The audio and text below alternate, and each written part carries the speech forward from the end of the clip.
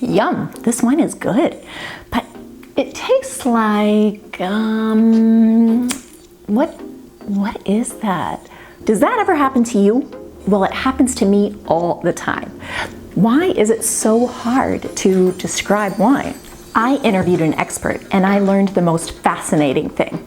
There are two parts of your brain. One part of your brain that does all of the tasting and smelling, and there's another part of your brain that's responsible for language that helps you talk about something and describe it.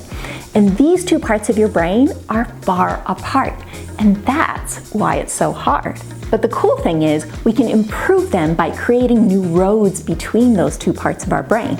And that's where I come in.